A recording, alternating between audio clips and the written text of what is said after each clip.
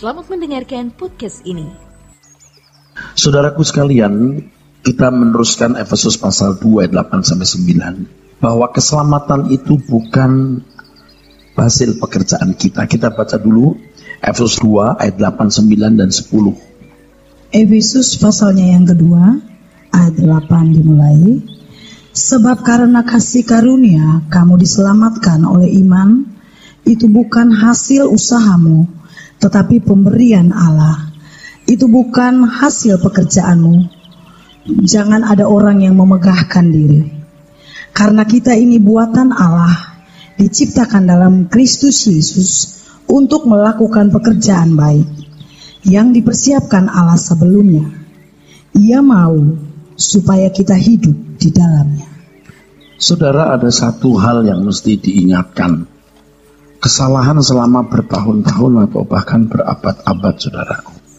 Jadi ketika Tuhan Yesus mati di kayu salib, saudaraku sekalian, Dia memikul dosa dunia.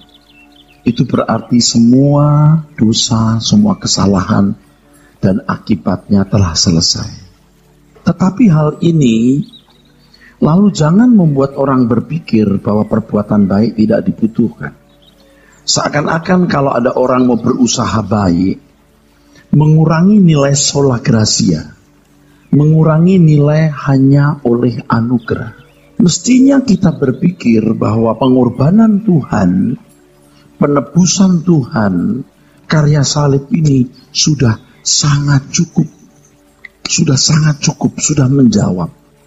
Tetapi harus mengerti atau melihat batasnya.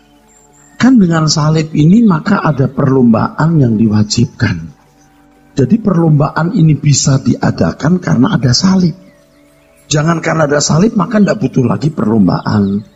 Tidak perlu lagi usaha untuk berbuat baik. Sama sekali perbuatan baik seakan-akan tidak bernilai. Ini sudah tidak ada batasnya. Nah ini akhirnya tanggung jawab individu terabaikan, saudara. Memang ada pengalaman yang dialami oleh Martin Luther. Ketika Martin Luther berusaha untuk mendapatkan ketenangan jiwa, dia berusaha melakukan dengan segala usaha, tapi jiwanya tidak tenang. Nah ini sering dipakai oleh orang-orang Kristen Protestan termasuk kita sebagai dasar bahwa perbuatan baik tidak menenangkan hati. Ya memang pada waktu itu kan kita melihat gereja sedang ada di masa kegelapan. Jadi kalau saudara membaca sejarah gereja ada masa atau zaman kegelapan itu sekitar abad 5 sampai abad yang ke-14-15. 1000 tahun. Pengampunan dosa bisa diberikan melalui surat atau lewat pembelian surat indulgensia. Dengan bunyi keping uang maka roh dari neraka bisa pindah ke surga. Nih, ajaran-ajaran yang salah waktu itu yang melahirkan atau memicu adanya reformasi, saudaraku. Sehingga muncullah protes, lahirlah gereja Protestan. Usaha-usaha untuk mencari ketenangan jiwa dengan perbuatan baik tidak menghasilkan apa-apa. Ya iya. Harus melihat konteks zaman waktu itu, saudara. Di mana orang-orang Kristen dan para rohaniwannya telah terkooptasi, telah terbelenggu, terkotak pada satu doktrin yang begitu kuat selama ribuan tahun. Ya 1000 tahun itu. Ratusan tahun paling tidak. Seakan-akan perbuatan baik itu bisa menghasilkan keselamatan atau berperan dalam proses keselamatan. Itu salah. Keselamatan oleh salib sudah sangat cukup. Tetapi penyelesaian keadaan masing-masing itu tidak bisa lewat salib. Seakan-akan Tuhan Yesus sudah mati di kayu salib all in menyelesaikan semua masalah. Nah, tidak. Masing-masing individu memiliki tanggung jawab. Ya kalau bagi orang-orang yang tidak mengenal Injil, mereka dihakimi menurut perbuatan, itu karena ada salib juga. Tapi bagi orang Kristen ada perlombaan yang diwajibkan. Seperti yang sering kita dengar terus menjadi fondasi kita, ya saudara. Jadi platform doktrin kita bahwa keselamatan adalah usaha Tuhan mengembalikan manusia ke dalam rencana Allah semula. Nah, ini berarti ada perlombaan yang diwajibkan supaya kita menjadi anak-anak Allah dan sungguh-sungguh berkeadaan sebagai anak-anak Allah. Kita harus memilih menjadi orang jahat, menjadi orang baik, atau menjadi orang sempurna. Kalau tidak ada salib, entah kamu baik, entah kamu jahat, atau bahkan boleh dikatakan sempurna, tetap masuk neraka. Tapi dengan salib ini kan sudah cukup kejawab. Tapi tetap harus ada batasnya. Jangan kita berpikir bahwa kurban Tuhan Yesus juga all in bisa merubah diri kita. Nah, ini menyediakan fasilitas dan masing-masing individu harus mengerjakan keselamatannya.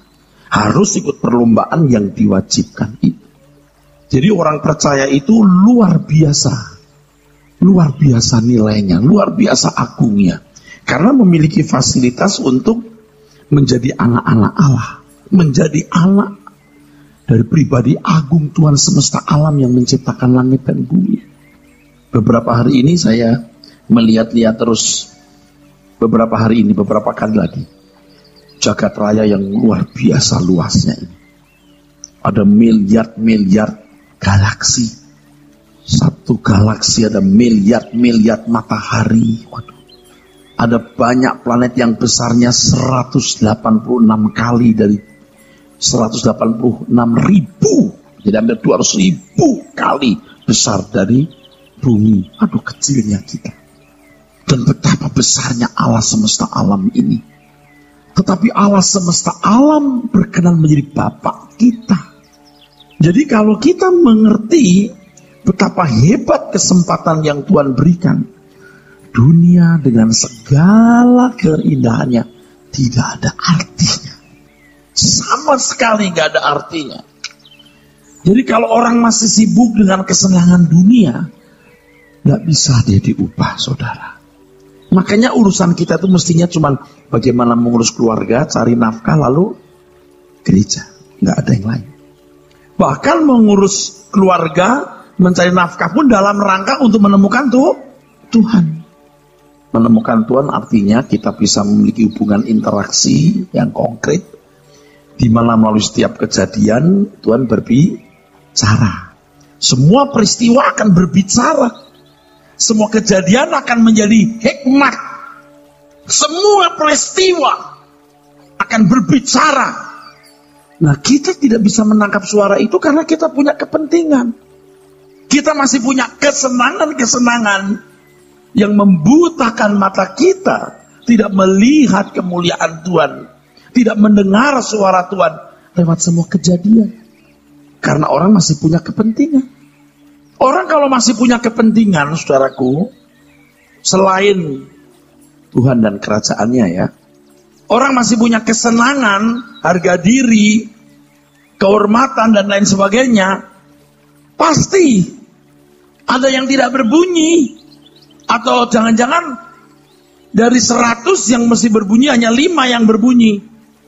Mesti dari 100-100-nya kejadian itu semua berbunyi.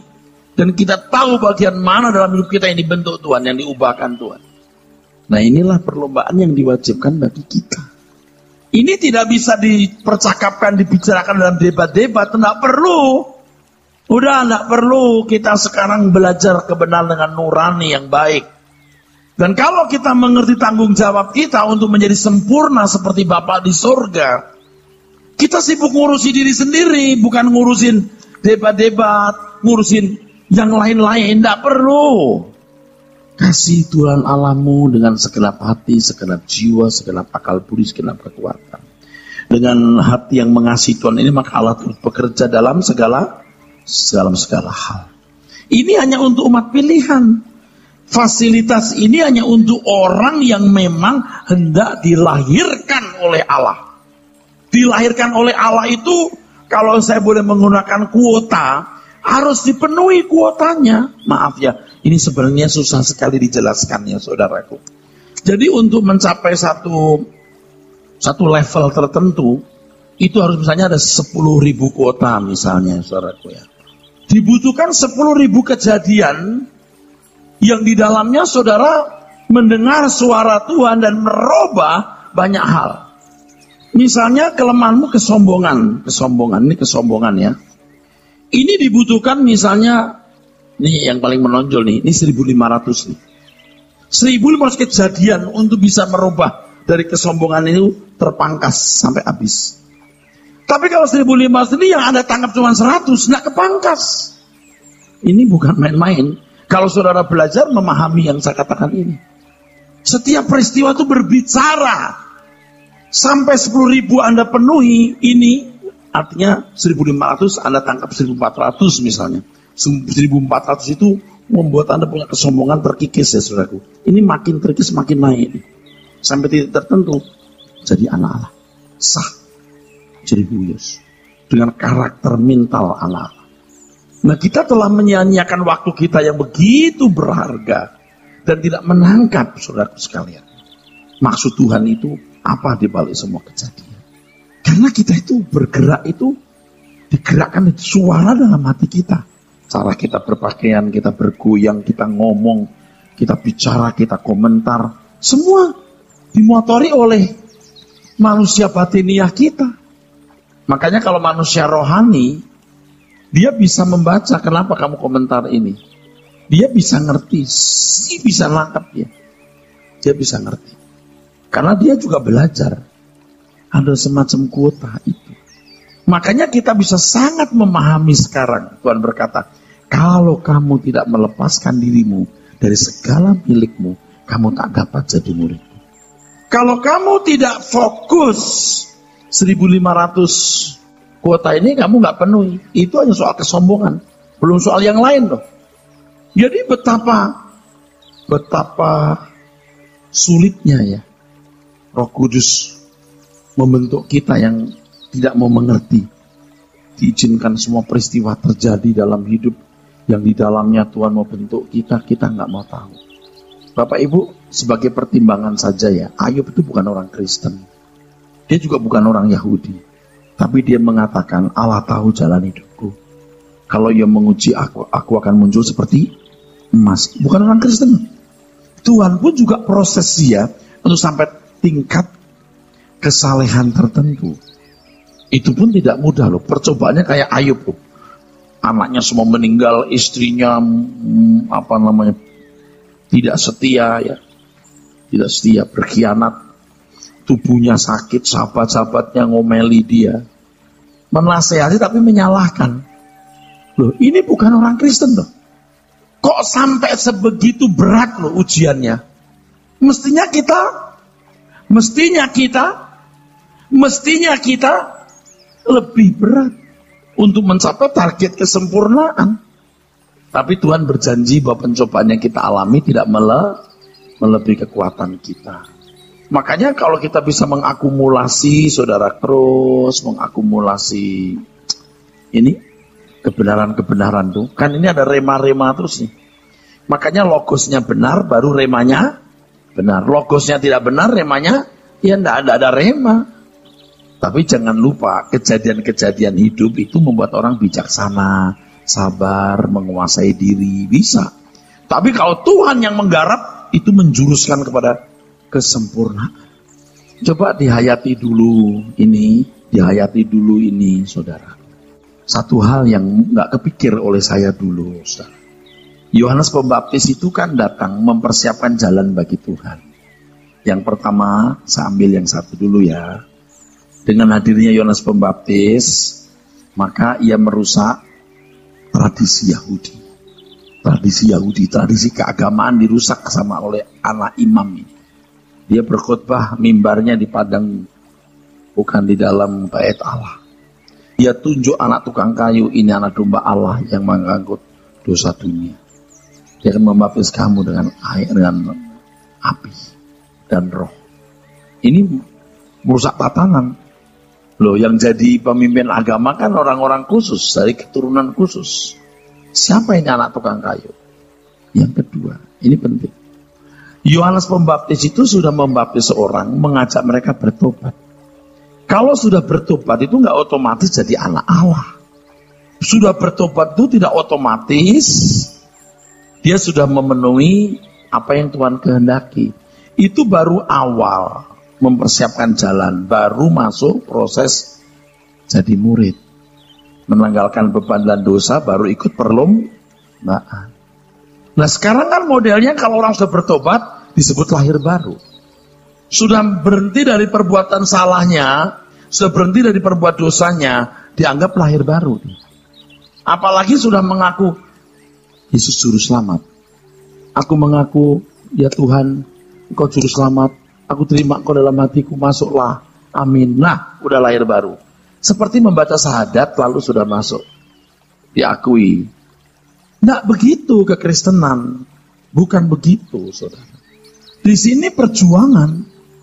Dan saya mesti memberitahu kepada saudara kalau soal apa tadi kesombongan ya. Nanti soal uang, soal seks, soal perasaan, itu kuotanya beda-beda.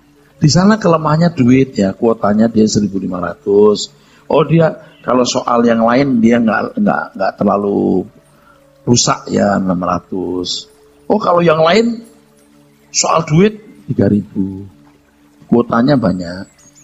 Itu diproses lewat kejadian-kejadian akan berbicara. Jadi justru Kristen yang benar itu kesaksiannya adalah ketika mengalami satu peristiwa, melihat satu peristiwa, dia mendapatkan hikmah, mengekstrak dari peristiwa itu kebenaran yang murni, yang mengubah hidupnya. Dan saya bisa tahu, artinya ini ekstraknya benar. Kan gak semua orang bisa mengekstrak dengan benar, tahu ya. Wah Tuhan ngajarin saya begini, tapi salah. You salah mengekstrak. Makanya remanya harus benar. Supaya Anda punya kecerdasan roh dan bisa mengekstrak semua peristiwa kehidupan dan menemukan hikmah dari peristiwa-peristiwa itu. Saya kalau nggak diubah Tuhan juga nggak tahu jadi apa hari ini. Secara akademisi ya nggak pinter-pinter sekali tapi lumayan ya. Tapi rusak saya. Tapi sekarang mulai mengerti dalam setiap peristiwa kehidupan Allah berbicara. Dan mulai itu bersuara, itu semua kejadian itu bersuara. Bahkan kita nonton film, nonton berita, semua bersuara. Dan Roh Kudus jadi aktif menuntun kita. Jadi murid yang bisa jalan dengan gurunya. Tuhan Yesus itu guru kita melalui Roh Kudus. Nah kalau kita sibuk dengan urusan lain, kita punya interest kepada hal yang lain, nggak bisa kebentuk. Makanya kita juga harus tegang, saudaraku, ibarat ada deadline ya, deadline tahu ya. Kalau seorang pengusaha ada deadline membangun gedung misalnya harus selesai tanggal 5 Mei. Wah, sekarang masih jauh. Wah, kerja keras. Nah, di sini saya percaya Tuhan masih bisa memberikan paket-paket khusus untuk merubah kita dengan cepat. Saya juga merasa telah kehilangan banyak kesempatan dan waktu, saudara. Aduh, kelihatannya itu pelayanan, tapi sebenarnya menyimpang, saudaraku. Apalagi kalau misalnya saya pendeta ini, saya punya hobi ini, punya moge, atau motor gede ya. Aduh, kalau punya moge ya harga 800 juta gitu. Wah, nanti kalau pas libur keluar kota, wah ikut klub, rusak banget. Habis rusak saya sebagai pendeta. Atau apa deh, hobi-hobi apa yang kelihatannya tidak merusak. Nggak perlu ada hobi apa-apa. Kecuali ya Bapak Ibu ya main moge karena memang jualan perlengkapan moge, nah itu boleh. Kalau cuma mau kumpul-kumpul dengan teman-teman, wah seneng kita pergi ke Bandung, ke Jawa, moge rame-rame. Untuk apa? Udah nggak usah. Keluarga, usaha, gereja, KUG ya. Apa? Keluarga, usaha, gereja. Udah cukup. Cukup itu, saudaraku. Nangkep ya saudara? Kita harus tegang di sini. Aku juga tegang. Jadi gini saudaraku, signalnya itu begini, signalnya ya. Anda pasti merasa dong punya kelemahan apa gitu. Ada dong, kelemahanku di bidang apa, pasti tahu dong. Nah perhatikan, nanti Tuhan akan fokus ke situ untuk beberapa kejadian. Kelemahanku itu emosian. Justru ketemu orang bikin marah. Nah Anda harus ngerti bahwa saya sedang digarap Tuhan di sini. Kelemahanku itu uang, kamu kesempatan nyolong. Kelemahanku seks, malah punya kesempatan. Nah di situ sebenarnya Tuhan mau menghancurkan Anda punya kekurangan, sekaligus menyenangkan Tuhan. Jadi kalau saya berkata, Tuhanku mau menyenangkanmu, dikasih kesempatan berbuat dosa. Sebab kalau tidak ada kesempatan itu, Anda nggak bisa menyenangkan Tuhan. Ketika kesempatan ada, Anda tidak memilih bersalah, Anda menyenangkan Tuhan. Kalau Tuhanku mau menyenangkanmu, tapi tidak ada kesempatan berbuat dosa, nggak ada sesuatu yang bisa menyenangkan hati Tuhan, saudaraku. Enggak, peristiwa itu yang banting-banting saudara. Jadi sekarang apapun yang saudara alami, jangan dipandang sebagai kecelakaan. Bahkan keadaan yang paling tidak nyaman, kegagalan yang paling memalukan, apapun, ketika saudara mengerti bahwa saudara dipanggil untuk menjadi anak-anak Allah yang mengasihi Tuhan dengan segenap hati, jiwa, akal, budi, untuk menjadi manusia Allah yang layak disebut anak-anak Allah, Anda harus menerima itu sebagai cara Tuhan merubah saudara. Jadi apakah saudara hari ini tidak punya jodoh atau punya jodoh, menikah atau tidak, ditinggalkan pasanganmu atau tidak, kaya atau miskin, apapun keadaanmu, itu pasti menjadi alat Tuhan merubah saudara. Mungkin saudara berkata, enggak Pak, ini kejadian gara-gara salah saya. Itu hebatnya Tuhan. Bahkan keadaan yang paling buruk karena kesalahanmu pun bisa dipakai Tuhan untuk merubah saudara. Makanya dibutuhkan kecerdasan roh. Kecerdasan roh itu bisa terbangun lewat kebenaran-kebenaran yang dihimpun. Jadi sistematika berpikir rohani kita dibangun dari kebenaran-kebenaran yang kita dengar tiap minggu, tiap PA. Jadi cerdas dengan sendirinya. Jadi kalau saudara-saudara ya ikut PA tapi kok nggak cerdas-cerdas, karena memang saudara itu bahannya udah rusak berat. Dan yang paling merusak itu materialisme. Paling merusak itu materialisme. Kenapa Yudas di samping Tuhan Yesus tiap hari dengar khotbah tapi nggak berubah? Duit. Betul. Duit. Ini yang paling sulit. Saya itu bukan meminta duit saudara. Jangan berharap bisa bahagia dengan duit. Duit bisa buat beli rumah, bisa jalan-jalan segala macam. Kalau nggak punya duit nggak bisa apa-apa. Saya bukan nggak butuh duit saudaraku, tapi kita harus berpikir bahwa kebahagiaanku hanya ada pada Tuhan. Uangku mau banyak, mau sedikit, mau punya, mau tidak, enggak problem. Tuhan kebahagiaanku. Makanya orang mesti apa ya? Lay anchor bahasa Inggrisnya, berlabuh. Tahu berlabuh ya? Lay anchor. Jadi kayak buang apa? Lay anchor, buang sauh. Harus buang sauh di situ. Berhenti. Kasihan sih kalau saudara baru kenal terus diajak begitu. Aduh mati aku. Kok belum apa-apa gua diajak begitu. Enggak, nanti you gak akan nyesal. Kita pasti kok masih bisa menikmati hidup itu pasti. Tuhan tahu kok kita bukan monyet. Kalau monyet kan senangnya pisang, betul nggak? Saudara kan perlu rame-rame bisa minum coklat sama teman, you juga bisa berlibur waktu hari libur. Tuhan tahu kok butuh dengerin musik yang bagus, ketemu teman, ada komunitas yang saling mengasihi. Tuhan tahu.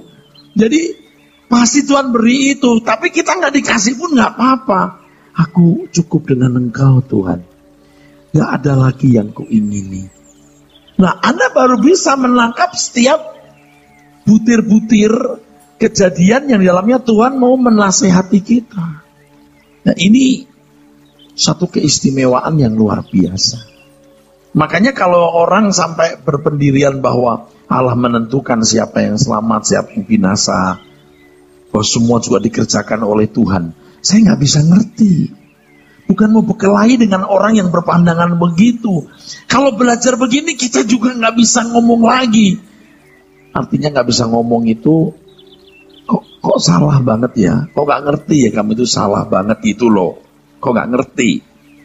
Oke, Tuhan yang menyediakan semua kejadian. Tapi kita kan harus meresponi. Ya respon pun karena Tuhan. Jadi konyol loh kita. Kalau Alkitab berkata kamu tidak akan bisa merespon dengan benar kalau kamu nggak meninggalkan dunia. Ya bisa meninggalkan dunia pun karena Tuhan. Udah habis sudah. Kita nggak bisa ngomong lagi. Saya cuma bisa berkilah begini saudara kia. Kalau kita lihat Eropa hari ini menjadi begitu kafir, apa karena Tuhan gagal membawa mereka menjadi umat Kristen yang baik? Atau karena memang mereka memilih untuk itu? Atau Tuhan bilang begini, ini udah bukan zamannya Eropa lagi, kan zamannya Asia gitu. Sedangkan orang Eropa semua masuk neraka hari ini. Ya, dari kelakuannya kita sudah melihat standarnya yang begitu jauh dari kebenaran Alkitab. Kita saja yang sudah berusaha jadi baik saja, merasa belum sempurna juga, saudara. Amin. Masih merasa belum sempurna. Jadi nggak bisa ngerti kenapa. Dalam Efesus pasal 2 ayat 10 tertulis, karena kita ini buatan Allah, diciptakan dalam Kristus Yesus untuk melakukan pekerjaan baik yang dipersiapkan Allah sebelumnya. Ia mau supaya kita hidup di dalamnya. Kita buatan. Ya. Ini dalam bahasa aslinya artinya kita ini handmade. Handmade. Buatan tangan. Hal ini menunjuk bahwa setiap orang khas dibentuk Tuhan secara khusus dan istimewa. Kata diciptakan dalam teks aslinya adalah ketizo, yang artinya dibuat atau diciptakan untuk bisa melakukan suatu kebiasaan, to make habitable. Membuat sesuatu yang bisa menjadikan kebiasaan. Tuhan membuat kita menjadi manusia yang dapat hidup melakukan suatu kebiasaan berbuat baik. Tentu baik dalam standar Allah. Dengan demikian maksud Tuhan memilih kita agar kita bisa melakukan perbuatan yang sesuai dengan kehendak Allah secara kodrat atau natur. Kan setelah kita tua begini, kita mengerti yang salah, yang benar, yang santun, yang tidak santun, yang polite dan yang impolite. Kita kan memilih, aku memilih yang ini ya, yang santun, jangan yang gak santun. Kita masih memilih. Tapi kalau orang sudah menjadi kodrat, itu otomatis. Tidak usah memilih, dia sudah berjalan di dalam kodrat Allah itu. Jujur ngomong, kita kan kadang-kadang masih memilih. Ya udah deh, saya ngalah aja. Ya udah ngalah aja deh. Orang. Mestinya kita sudah tidak begitu. Kita otomatis sudah, ya udah. Nggak usah memutuskan untuk mengalah, kita sudah otomatis mengalah. Itu prosesnya tidak sebentar, itu bertahun-tahun sampai menjadi habit, saudaraku. Anda tahu nggak ada orang yang waktu ditabrak langsung, gitu langsung, tahu nggak? Ibu-ibu tuh loh, nggak, saya pernah lihat ibu-ibu galak banget gitu. Waktu orang nabrak dia langsung, gitu, otomatis langsung gitu, ganas gitu. Itu habit. Tapi kalau orang habitnya nggak begitu tertabrak, ada apa ya? Betul nggak? Beda, saudaraku. Ada nggak ibu-ibu yang masih begitu? Ada pasti, cuman nggak mau ngaku aja. Itu otomatis gitu loh, saudaraku. Ya, lihat duit langsung matanya warna hijau sendiri. Waktu tersinggung langsung marah. Udah jangan marah, tenang. Mestinya nggak perlu begitu, harus sudah menjadi naturnya, menjadi kodratnya. Makanya kan kota ini penting banget ini, kita diproses Tuhan. Terus jadi kebiasaan. Saudara kalau main piano, itu nggak usah melihat tangan kita udah punya mata kan. Sol, do, re, mi, fa, do, sampai ini. Dong ding dang dong ding ding dong. Itu dua udah kena di sini. Nanti tangan udah punya mata. Kan itu nggak bisa kalau nggak dibiasakan. Udah dia pegang piano begini. Udah otomatis. Kalau orang main sirkus yang 3 barang atau 5, itu tangannya nggak otomatis. Kalau kita mikir itu saja masih gagal kita. Kita kan masih jangan gitu sah. Jangan. Mestinya enggak begitu. Itu kelas agama. Kelas agama yang dibayang-bayangi oleh hukum. Tetapi kalau kekristenan kan not just to do but to be. Oleh sebab itu kan Paulus mengatakan, aku melatih tubuhku menguasai seluruhnya. Berarti Paulus berjuang untuk dapat menguasai diri, belenggu keinginan-keinginan dagingnya yang bertentangan dengan kehendak Allah. Melatih. Saya mau tanya saudara, Saudara melatih tubuh saudara enggak? Menguasai diri enggak? Kalau seorang seperti Paulus, rasul yang begini ini, berjuang untuk berkenan kepada Allah, seberapa kita berjuang? Gini saudara. Saudara kan mengalami hal ini, kalau sudah syukur, kalau belum siap ya. Dulu kita masih suka ke arah yang negatif. Keinginan yang Tuhan tidak kehendaki, apapun. Banyak jenisnya, sesuai dengan kelemahan masing-masing. Nanti lama-lama akan begini. Lama-lama di tengah. Anda akan mulai berpikir, kenapa aku ingini yang negatif? Kenapa nggak positif? Anda mulai arahkan ini. Sampai ke arah ini itu jadi habit. Anda nggak bisa balik ke sini. Jadi kalau ada orang yang sebenarnya masih punya niat di sini, tapi karena itu salah, maksa diri jangan dilakukan. Tapi belum ke sana. Anda ngerti nggak saya ngomong ini? Paham nggak? Negatif. Mau duit, mau seneng, mau macam-macam lah. Kenapa nggak begini? Kenapa aku nggak mikir apa yang menyenangkan hati Bapak ya? Apa yang kulakukan supaya dia senang ya? Begitu melek mata, apa yang menyenangkan hatimu ya Bapak? Kalau dulu kan bangun tidur, Mangga 2, Sensi, Central Park, saya mau beli apa, jalan kemana, aku mau makan uangnya siapa yang bisa kuajak tidur, macam-macam kan. Tapi kan itu salah, saya nggak boleh, nggak bikin salah deh, nggak bikin salah. Tapi sebenarnya belum di sini. Tapi kalau Anda sudah bisa menahan saja, dia akan terus begini, kurang, sampai menjadi netral. Lalu Anda ke sini, plus. Ini nggak bisa dalam satu hari. Coba, berapa banyak kita ingin ke surga? Nggak banyak. Saya pun juga dulu nggak ingin ke surga. Sekarang aja maksa saya.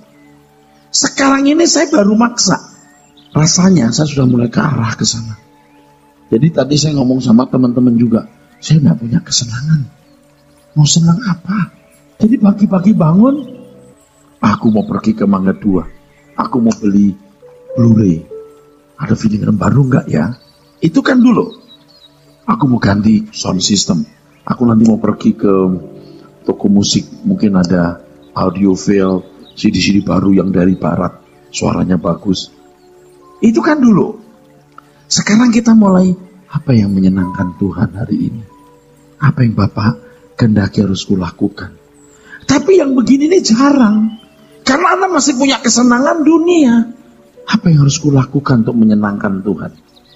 Tadi saya di dalamnya, sebelum kesini aja sudah mikir gini. Besok aku mau lakukan apa? Aku mau tulis buku. Aku mau siapin khotbah. Jadi begitu bangun, aku harus mempersiapkan pagi ini untuk berpikir bersih, berucap bersih, bertindak bersih. Jadi enjoy hidup itu. Aku punya sasaran Tuhan saja. Walaupun masih bisa gagal loh. Loh, bukan nggak bisa gagal. Saudara mau berubah nggak? Kalau nggak tertarik ya nggak usah. Oh saya nggak tertarik Pak, ya nggak apa-apa. Dan saya sudah keras hati. Artinya begini, you mau ikut, nggak ikut pergi, minggir kamu. You are nothing. Allah Maha Besar, Maha Kudus. Kalau kita diperkenan untuk menyenangkan Dia, luar biasa. Mungkin Anda begitu bangun tidur berpikir, aduh masalahku berat. Aduh Tuhan tolong masalahku selesai. Nggak usah. Bagaimana aku menyenangkan Engkau Tuhan? Ini kalau saya masalah ini meledak nggak selesai, aku malu-malu deh, biarin. Apapun yang terjadi, sekarang apa yang harus kulakukan untuk melakukan Engkau? Ya Tuhan, rumah kontrakku udah mau habis. Ya anakku belum bayar uang sekolah. Apapun, jangan jadi berhala. Senangkan hati Tuhan. Sehingga gerak hidupmu, kodrat hidupmu hanya menyenangkan Tuhan. Nah kalau orang dah berkata, perbuatan baik tidak menyelamatkan. Saya nggak ngerti loh. Ngapain dia jadi Kristen? Amin ya saudara. Anda ngerti ya, saya itu kadang-kadang ngomong juga kehabisan kalimat. Mau ngomong piye gitu. Gimana jelasinnya? Tapi yang saya ngomong ini nggak mungkin tidak saya alami, betul? Nggak mungkin. Lagi pula, maaf ya, mungkin ya, Anda belum pernah atau jarang mendengar khotbah begini. Ini kan praktis tapi konkret. Itu gambar-gambar begitu nggak bisa digambar orang yang tidak mengalami, bro. Begitu kita melek mata, dulu kan pikir ada film-film baru apa di di kota, di Land Tivus yang belum saya beli, aku mesti ke situ. Yang kedua, ini TV ku sudah rendah resolusinya, saya mau ganti. Bikin sound system saya ini kurang bagus, ada alat tambahannya begini. Ada saja yang kita pikir, ya mungkin karena kita udah tua. Enggak, mestinya bukan karena kita tua. Karena kita sadar bahwa hidup ini hanya untuk menyenangkan Tuhan. Lagi pula harta kita yang sesungguhnya kan nanti di surga. Kenapa kita tidak berani mengambil keputusan untuk itu? Amin. Saya sudah punya kurang keras hati. You mau ikut, gak mau ikut, sudah ku tinggalkan kamu. Jangan kita berpisah. Tapi kalau you gak ikut cara hidup saya juga belum sempurna. Kalau gak nurut apa yang saya katakan, aduh, you susah, saya susah. Kita kan konflik nanti. Saya belum sempurna, tapi ayo kita menyenangkan Tuhan dalam segala hal. Sehingga begitu kita melek mata, hidup jadi berharga sekali. Karena ini menentukan apakah aku serius dengan Tuhan atau tidak serius dengan Tuhan. Anda jangan berpikir kalau kita ke gereja jadi pendeta sudah serius. Belum. Hati yang menentukan Anda berkiblat kemana. Nanti kalau Anda sudah makin ke plus ini, ke Tuhan ini, Anda nggak bisa balik ke sini. Tidak pernah bisa balik. Anda tidak akan bisa berbuat dosa. Anda tidak akan mencintai dunia lagi. Anda hanya ingin pulang ke rumah Bapa di surga. Dan kalau kita hidup, kita memaksimalkan semua potensi yang kita miliki untuk kepentingan Tuhan. Kita memilih Tuhan semesta alam sebagai Bapa kita. Jadi kalau kita nyanyi, bawa aku ke sana, bukan ngomong tok. You gak akan menyesal ada di sini, bro. Amin. Nggak ada maksud apa-apa, cuma bawa juga surga. Amin. Jangan sesali apa yang sudah terjadi. Jangan sesali. Amin. Semua kejadian yang pernah kita lewati itu harus menjadi bahan bakar kita terbang ke surga. Tahu bahan bakar?